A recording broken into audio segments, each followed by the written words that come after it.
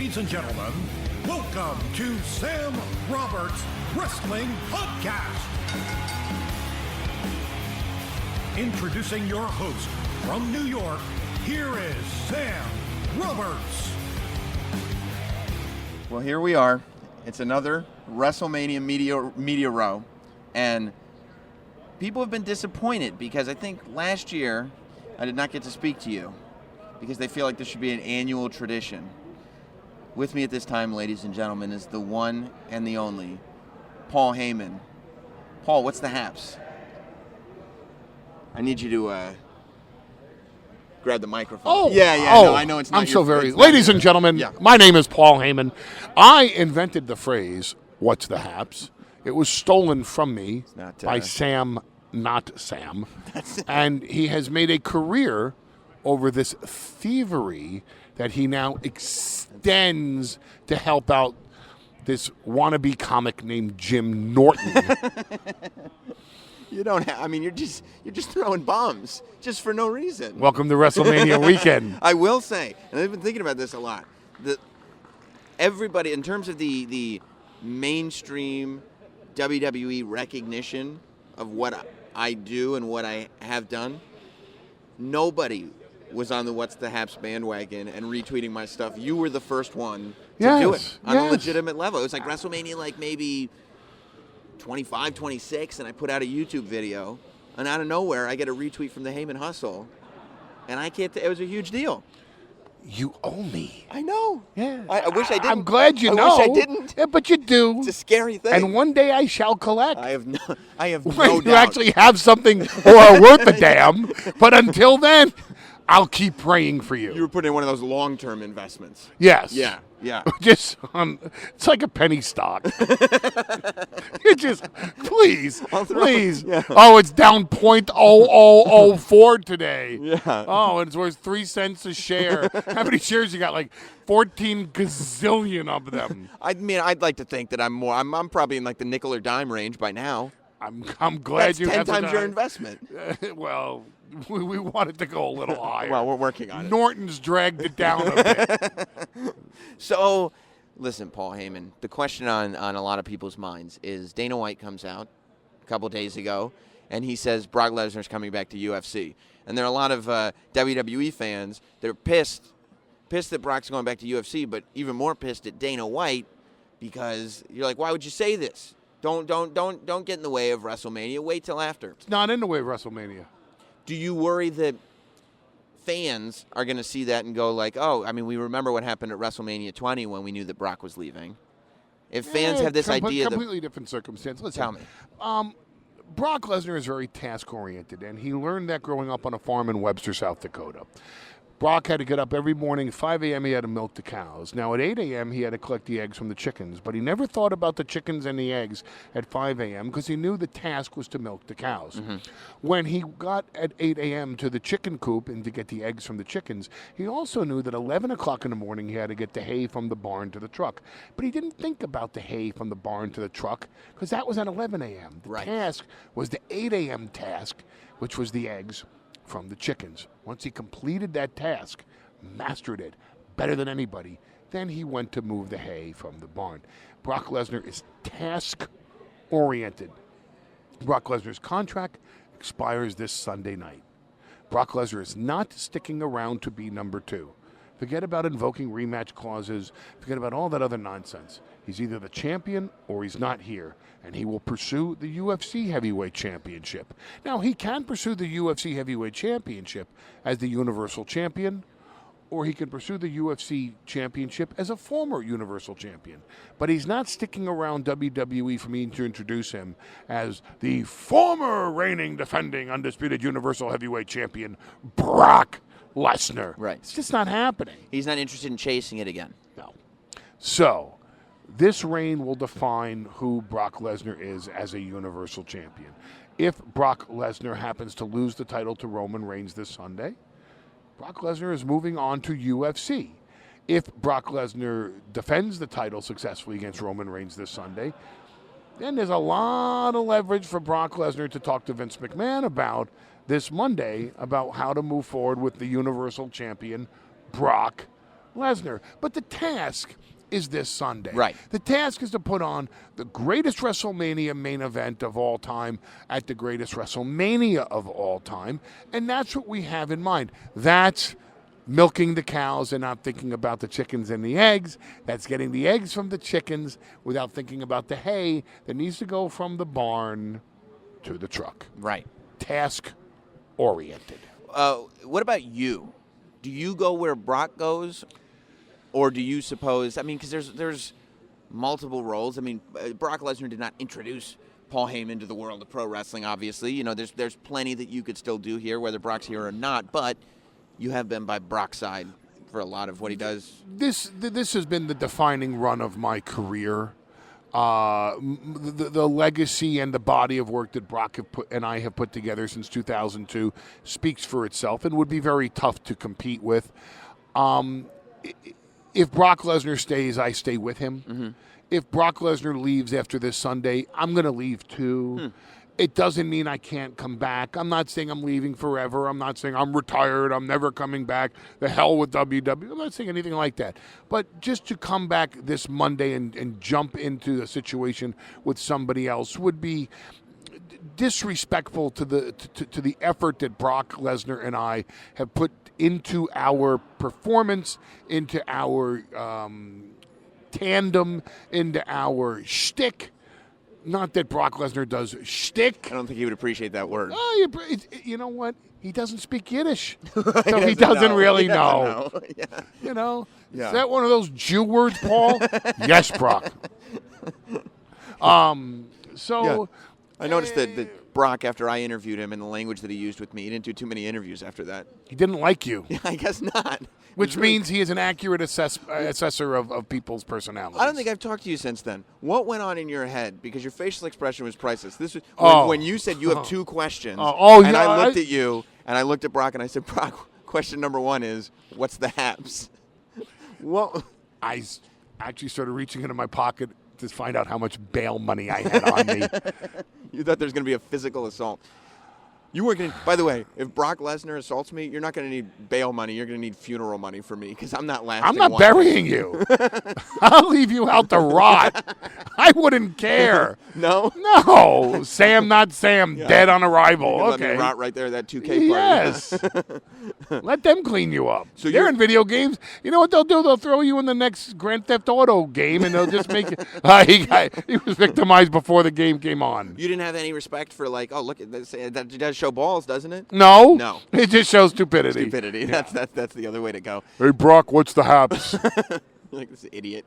What do you think of this conversation that people are having? Because it seems like part of what you've done in this run with Brock has, I mean, you've brought back the role of wrestling manager and this idea of mouthpiece, like the idea of mouthpiece for a superstar, had kind of gone away a little bit in a big way, and you brought that back to the point where now people bring you up for basically anybody that they might want to have a manager for. Like, your name has been brought up with Ronda Rousey a ton. Like, make Paul Heyman. I know a lot of people want Dan Soder. You know Dan Soder, comedian? Yes. Right. What he wants for WrestleMania is for Roman Reigns to become a Paul Heyman guy. Everybody is like, okay, anytime there's anything going on that, like, I think there's potential there, but I don't really know, I don't really like it right now, make him a Paul Heyman person. Do you have it? If they came to you and said, we want to do something with you and Ronda, would you be interested in that, or is that too similar? Does that seem like a rehash of the Brock? Oh, no, it would be completely different in an approach with Ronda Rousey than it would be with Brock Lesnar. Mm-hmm. The same way my work with CM Punk was completely different than it was with Brock Lesnar. With Brock Lesnar, Paul Heyman talked the talk, Brock Lesnar walked the walk. Right. With CM Punk, he was Morris Day, and I was Jerome. Oh, seriously. Yeah. I mean, that's who it was. I mean, you know, he came out, did his thing, and I was behind him just going, yeah! Yeah! Uh-huh! Right. Yeah! So you were less manager and more hype man. You were Flavor Flav than I don't Chuck consider D. myself a manager. Manager was Lou Albano, was Fred Blassie, was the Yeah. Grand Wizard, was J.J. Dillon, Jimmy Hart, Bobby Heenan. those were great managers of their day. I don't distract the referees. I don't cause the finish of the match to happen. I don't get physically involved. I'm an advocate. You do emote. I certainly do, and I do it quite well. I would agree with that. I'm an advocate, right? And that's what I do. I've evolved the role, and I've been trying to evolve this role since the last person I managed was Mean Mark Callis in WCW, who went on to become the Undertaker. Right. When we did the Dangerous Alliance in 1991, I called myself the CEO of the Dangerous Alliance. I didn't call myself a manager. Okay. WWE in 2002, I was Brock Lesnar's agent. Right. Wasn't his manager. And then we've moved on. We've even upgraded it even further to now become the advocate. When you were doing this in the early 90s, because in the early 90s, we were still deep in manager territory, did you kind of see that this manager thing has been going on for a while? We got to do something a little different? You know, if you take any kind of progressive look and innovative look at where the business is headed, you could see that role was playing itself out. And if there were to be a spokesperson, a strategist, a corner man, you'd have to evolve the role into something different. We don't call them professional wrestlers anymore. We call them sports entertainers. Right. So if Roman Reigns or Brock Lesnar are in the ring, or John Cena or The Undertaker are in the ring, or Triple H or Kurt Angle are in the ring, you don't say, look at these two professional wrestlers here at WrestleMania. You say this is one of the greatest sports entertainers of all time here at WrestleMania. Same thing. We've upgraded the role. The manager term just doesn't apply. Now, maybe, because what's old becomes new again, there'll be someone that comes along who puts together an act with shtick that the manager role works. But it's dependent. It's not so much like, okay, we got this guy who's a manager. We're just going to put all the heels with him and he'll talk for him. It's that act that needs to come together. It's the combination. Right. It's the chemistry between them or amongst them. So I'm not a manager. Yeah. I'm an advocate. Right. And I'm the best one there ever has been.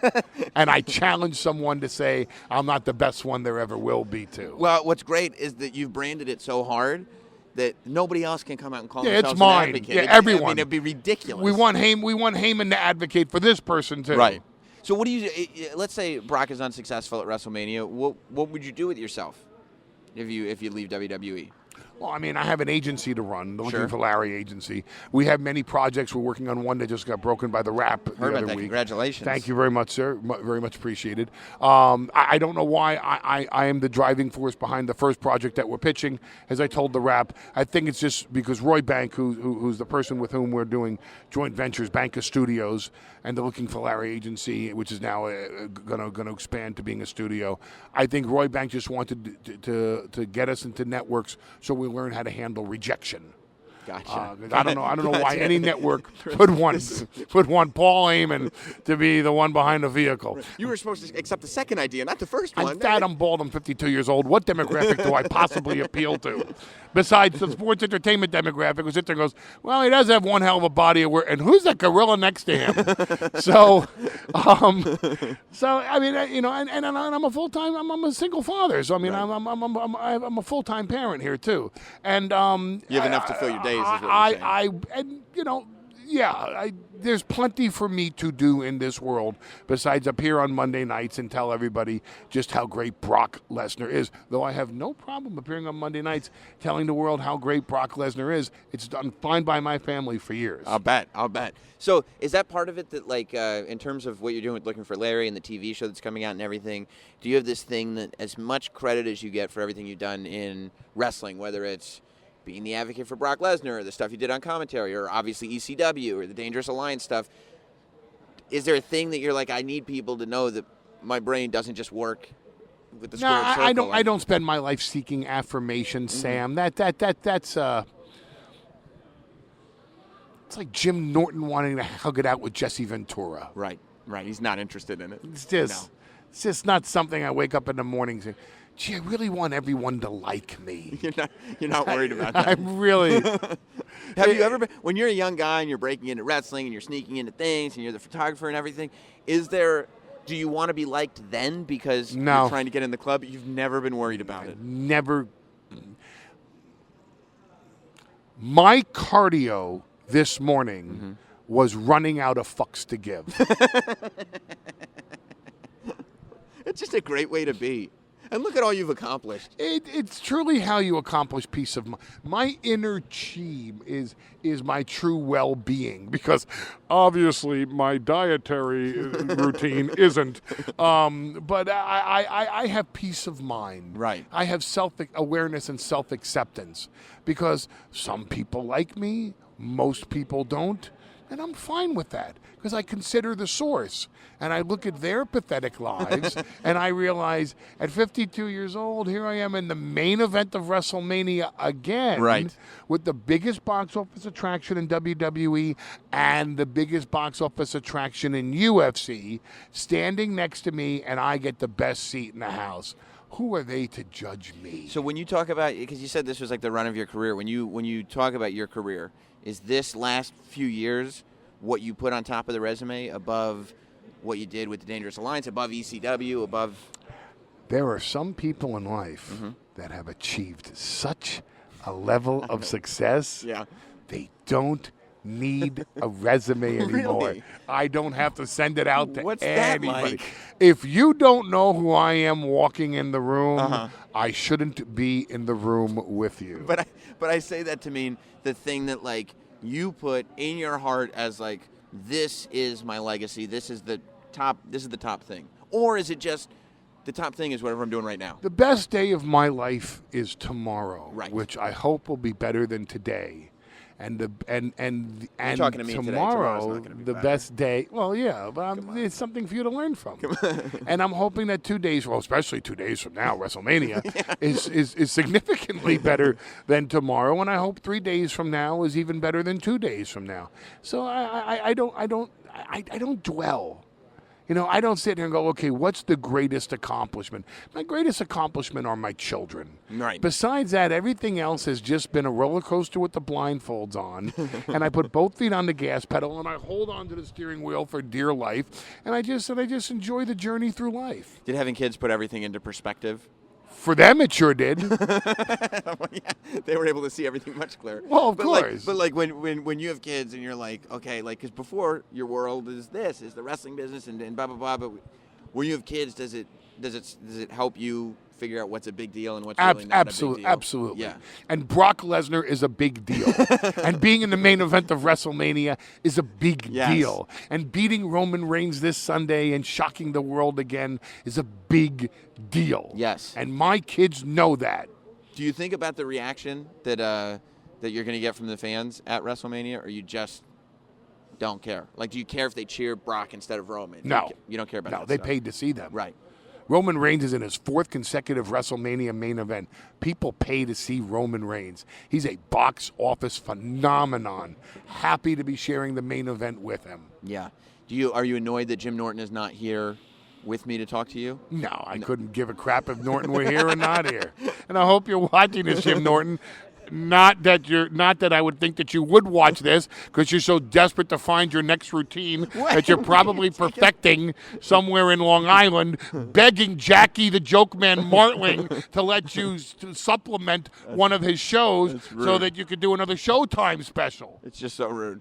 It's so rude. He's on Netflix, you know. He's on Netflix. He's now? on Netflix. Really? Oh yeah. Jim Norton's They've a big lowered deal. their standards That's not what that they did. much. That's not what they did. They didn't? They didn't lower their standards. Well, their standards have always been that low. What about Then allow me to apologize. Thank you. To Jim Norton. Thank you. I did not know, sir, you would achieve that level of success. Right. And may your time on Netflix be your version of NXT, so that you can step up to Amazon Prime, which is the big time, which, by the way, I understand they're looking to do a Jesse Ventura show. So I understand why you'd be intimidated in going on Amazon Prime. But don't worry. Let that fear be your motivating factor, Jim.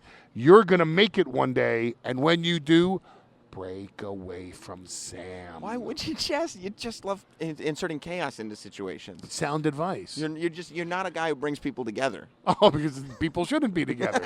They should be split apart. You think so? Oh, divide and conquer, absolutely. So is this what you do when you're running ECW? Do you get the team together, rah-rah the team, and then go and divide and conquer? No, it was us against them. Oh, I see. So that's where the conflict lies. I'm us. Right. You're them. I understand. But now you're trying to take a team like Jim Norton and Sam Roberts and create us against them. Where's Katie this year? Katie is she's out of town. She's been traveling like every other day. I think she's been in New York for 48 hours in the last month. Is Katie here this year? She's not here, no. Was Katie here a previous year? She was here. So now you guys are not coming together, so to speak? Right. I don't mean that in a sexual connotation. I didn't take it that way. Why would you? I don't even know what that means. Like you ever had a chance. So you and Katie are not here together. No. Right. You were. We were. You're not anymore. But that's not conflict. See, teams break up. That's not. Sure it is. I mean, there's no conflict. Have you heard what she said about you? What? Yeah. Oh, no. Oh, but come, ladies and gentlemen. Oh, no. Surely you know this to be the truth. She's expanded her role. She's on the Today Show, especially now that Matt Lauer is gone. Right. Not that I'm accusing Matt Lauer of ever harassing Katie. I didn't even know why you took it there. Why? Nobody was talking about Matt Lauer harassing. Maybe, just maybe, if Sam harassed Katie, that's why she's not here. Not that I'm accusing you. No. I know you have a lovely wife. No, yeah. Who should divorce him immediately. We have a child. I'm sorry. We have a child. We have a great family with a dog and a child. We have a boy. We have a dog. The dog can stop it. The dog just got top billing over the child. I said child Did you first. notice that? I said child no, first. then we have a dog and a child. That's what he said. You heard it. Okay, you keep the child, but I get the dog. We have a great family unit with a 13-month-old boy and a girl dog, and we have a house in Westchester. You know Westchester. Oh, I do know Westchester. We're petitioning for you to leave.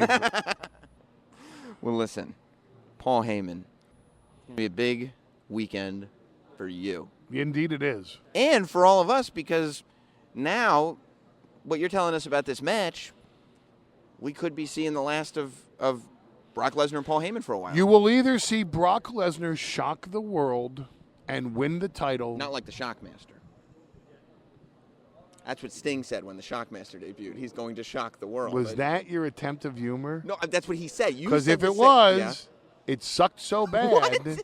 It was the second worst attempt at comedy I've ever heard in my life. Hot dog, you know what he's going to say the first was, right? What was the first? Jim Norton.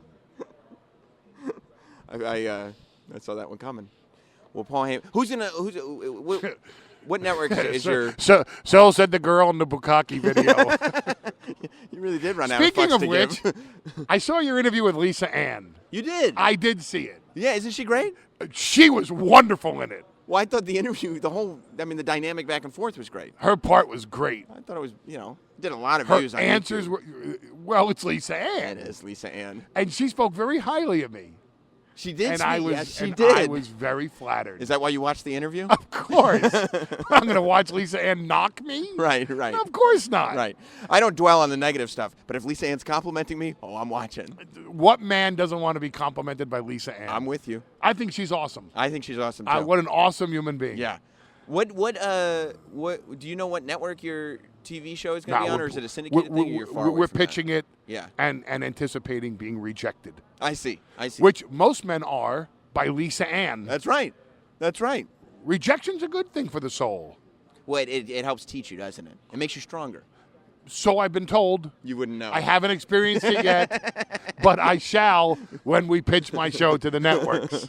Well, if you need a correspondent, what's the haps? What are the haps, Sam? Exactly. What is the haps? What are the haps? Huh. It's grammatically incorrect. No, it is. I mean, the whole thing is stupid. It's messed up now, It's isn't ridiculous. it? Are you now second guessing it? No, I'll never second guess what's the haps. You know why? Why? Because you gave me But affirmation so great? early. Wouldn't it be great, like to upgrade it? Like I upgraded from manager to advocate Mm-hmm. instead of going, "Hey, what's the haps?" What you go? What are the haps? Water. What Water. are the haps? Yeah, water. That would- Wutter. Water. I mean, I have to tell you. What are the haps? You've watched guys not be able to figure out what I'm saying when I say what's the haps. Yeah. If I started saying what are the haps? Yeah. forget It'll it. mess him up. Forget It'll be it. great. How would Brock respond to what are the haps? He'd punch you in the face. He would. Yeah. He would. That would be the final Absolutely. And I would love it. straw. You would. Could I go take you over to him right now? Okay. No, we're good. I'll stay here. Yeah, let's do it. I'll stay here. You probably wouldn't paint me in a positive light. Why would I? No, why I would never you? do. No, you don't. And I never will. I don't think you but will. But it's personal.